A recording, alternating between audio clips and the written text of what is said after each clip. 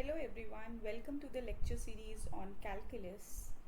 Calculus, as we all know, is the study of continuous change, and change is the law of nature. So that makes the study of calculus really important because all the natural phenomena happening around us are governed by principles of calculus. Now, the first topic that we are going to discuss in this series is continuous functions.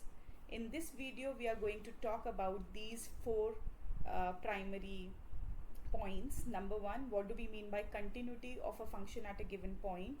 Number two, how do we see continuity geometrically? What is the meaning of continuity in terms of graph of a function? Number three, the algebra of continuous functions and some examples. So here we begin with the definition of a continuous function. Suppose f is a function which is defined on a subset of R, say A is a subset of R, so it's a real valued function of a real variable. We say that this f is continuous at a point lying in the domain of f. Domain of f here is A. So we pick a point lying in the domain of the function f and we talk about continuity of f at that point, and we say that it's continuous if and only if these three conditions are satisfied. Number one, for us to talk about continuity of f at c, f of c should be defined. So that's the basic requirement for talking about continuity of a function at a given point. Number one, it should be defined at that point. Number two, the limit of that function as x approaches the point c should exist. Now we know that the point c is lying in A and A is a subset of R, so C is basically lying on the real line. And when we talk about limit of a function as x approaches a point on R, there are two ways to approach C. You can either approach C from the right side of C or from the left side of C. Accordingly, this limit will be left hand limit at C and right hand limit at C. And when we say limit exists, we mean that the left hand limit at C and the right hand limit at C should be equal and there should be a well defined real number. Number three, the third requirement for the function to be continuous is that this answer which you get in part B, the answer to the limit of the function, that means the answer to this equal value LHL, RHL should be nothing but the value of the function at the point. So if these three conditions are met, then only we say that the function is continuous at the point C. And when we say it's continuous on the whole of A, we mean that it's continuous at every point of the domain A. So we should always remember that talking about continuity is always a point-wise phenomena. When you say continuous on a set, you mean continuous at every point of the set. So when we talk about continuity, keep in mind it's always done point-wise. So that's what is written here. F is said to be continuous on a set A if and only if it's continuous at every point of A. Now how do we see it geometrically? Now see, continuity of a function at a given point mathematically means that function should be defined there, the limit should be existing there, and the value of the limit should be equal to the value of the function at that point.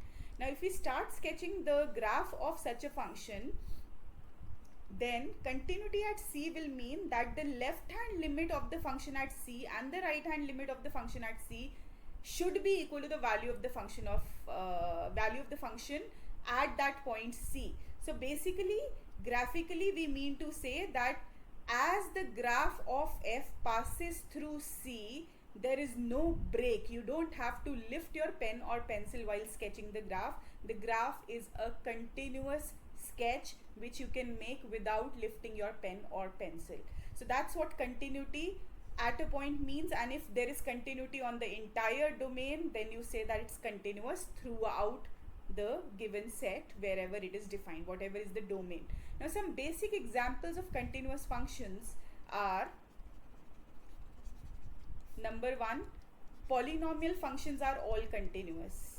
By polynomial function, we mean a function which is a linear combination of powers of x. For instance, if we have say fx equal to 2x square, then it's a polynomial of degree 2. So this will always be continuous at every point, and even if I don't specify the point and I say every point, I mean every point of R. So polynomial functions are continuous on the whole of R. Also, a specific case of polynomials is constant functions. So constant functions are all continuous on the whole of R. Then some more basic examples of continuous functions are sine function, sine x, cosine function. They are all continuous on the whole of R. In fact, if you have a continuous function, say a polynomial, let's say px, and you have another polynomial out of which you are creating a rational function by dividing these two polynomials, then such a rational function, that means a polynomial upon a polynomial, is always continuous at points wherever the denominator is non-zero. Obviously this will not make sense if qx is 0, so rx is only defined when p by q happens for points where q is non-zero, because 0 in the denominator is not allowed. So rational functions defined like this are all continuous, except obviously at the points which are not included in its domain. These points cannot be included in the domain because 0 in the denominator doesn't give you a well-defined real number. So rational functions are all continuous. Then composite of continuous functions is also continuous. So that's another interesting point. For example, we know that x square is continuous, we know that sine x is continuous. Suppose we compose them. So composite is going to look like sine x square, or the other way around, if we take the composite, then it's going to look like sine x whole square. Both of them are continuous functions because composite of continuous functions is a continuous function. Now if you look at these sketches, look at the sine x graph. Looking at the graph, you know that it's continuous. You can draw the graph without lifting your pen or pencil. Similarly for cosine also. For polynomials like parabolas, polynomials of degree 2, the graph can be made without lifting the pen or pencil. So such functions are, and similarly the basic example which we had taken, the constant functions, they are also continuous. In fact, the modulus function, for which the graph is like this, v, obviously equally oriented. This sketch is a little non-symmetrical, so let me make it again.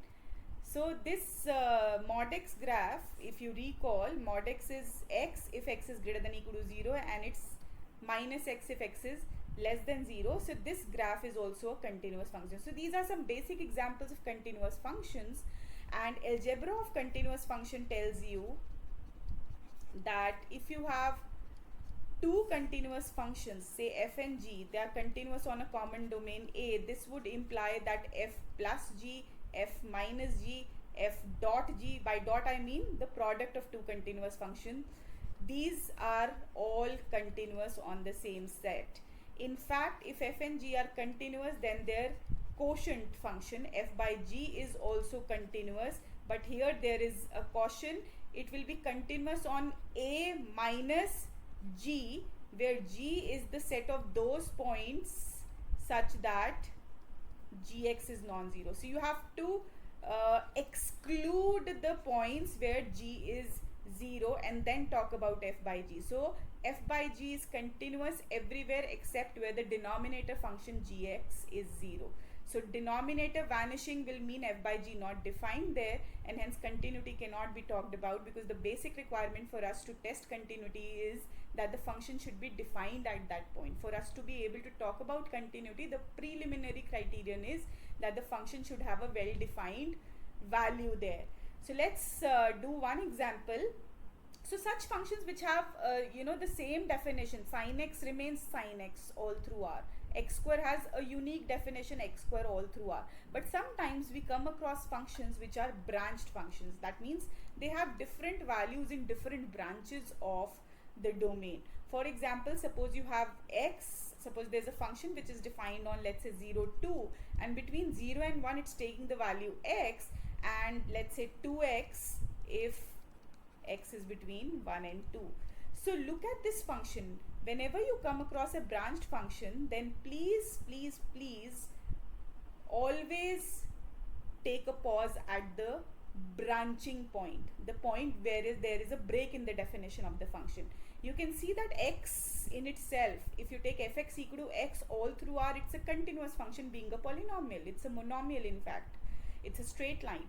Similarly, fx equal to 2x alone all through the domain is going to be continuous, but this function is not x or 2x completely. It is defined in branches. It is x for some segment 0 1 and it's 2x for some segment 1 2. So you do not have to check its continuity at any point lying in 0 open 1 and open 1 2. 1 is the only point where you should check for continuity separately. So when you check for continuity separately, number one, f of 1 should be defined. Is f of 1 defined? Yes, 1 is included in this branch, so f of 1 is 2. You can see it's going to come from here because x equal to 1 can be put in this branch because x equal to 1 is included in this branch of the function. So the value of f of 1 is going to come from 2 of x after putting x equal to 1. So that's equal to 2. Now let's talk about the left hand limit at 1. Left hand limit of the function at 1, obviously the left side, the left hand definition of the function, when we talk about 1, the left hand definition comes from here, left hand side, because x less than 1 lies in this segment. So left hand limit at 1 will come from this branch of the function and the value will be limit x tending to 1 of x, because the value of the function on the left side of 1 is x, so that makes it 1. And right hand limit of f at 1 is limit x tending to 1 of f of x, that will be coming from 2 of x, so 2 times x, so that makes it 2 into 1, that's equal to 2. So since the left hand limit at 1 is not the same as right hand limit, these two are unequal, therefore the limit does not exist. Limit x tending to 1 of fx does not exist. So that means the function is not continuous at 1. So that's how we test continuity of different function. Now let's take another well-known branched function. We all know mod x. Mod x is defined as x if x is greater than or equal to 0 and minus x if x is less than 0. So that's how your mod x looks like. It's x for this segment fx equal to x and fx equal to minus x for this segment. Graphically we know that it's continuous because I could make the graph of this function without lifting my marker. So let's test for it now using what I told you, that whenever you come across branched functions, please take a pause and examine the breakpoints separately. Now for x greater than 0, there's no problem, the function is continuous, it's a polynomial, it's a straight line fx equal to x. For x less than 0, separately fx equal to minus x is continuous, but since it's an amalgamation of two branches, so you need to check the continuity at 0 separately. For that you need to first of all see whether f of 0 is defined or not, and it's very much defined because 0 is included in this domain, so f of 0 is going to come from here. So f of 0 is actually, it's x at 0, so that makes it 0. Now let's examine the left hand limit at 0. Left hand limit of this function is going to come from this branch because this is the segment which is including the left side of 0. So it will be limit x tending to 0 of minus x, but minus 0 is same as 0, so you luckily get a 0 only here. And similarly when you calculate right hand limit at 0, it's limit x tending to 0, but this time you have to take it from the right branch of 0. Branch which is towards the right of 0 is this, so it's just x, and limit x tending to 0 of x is 0 only, and since these two are coinciding, the limit is existing at 0, and the limit is not only existing, it's also equal to the value of the function at 0, and that's the reason that limit x tending to 0 of fx is the same way as f of 0, and hence f is continuous at 0 as well. So it was continuous at every other point, we just had to check at the break, and the break indeed turned out to be continuous, and that's the reason the graph can be made without lifting the pen. So the function which is the modulus function is a continuous function. So these are some basic examples of continuity, and the algebra of continuity helps us to get a lot of examples, because see, if we have x square, it's a basic polynomial of degree 2, and sin x, both of them are continuous. So if I do a plus between them, this composition, which is the addition, is going to lead to a continuous function again, because sum of two continuous functions is continuous. Similarly, suppose I have e to the power x plus say 2 x square.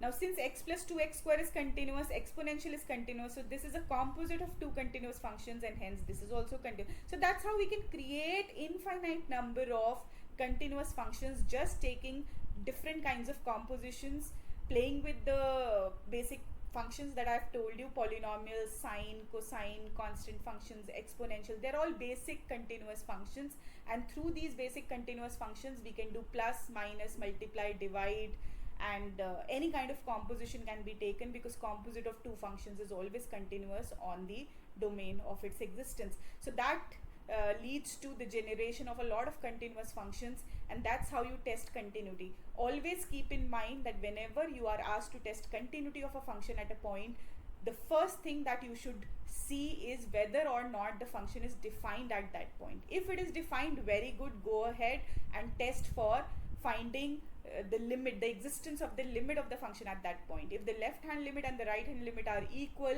and they are coinciding with the value of the function at that point, then the function is going to be continuous at that point, and that's how you check continuity at every given point to conclude continuity on a given set.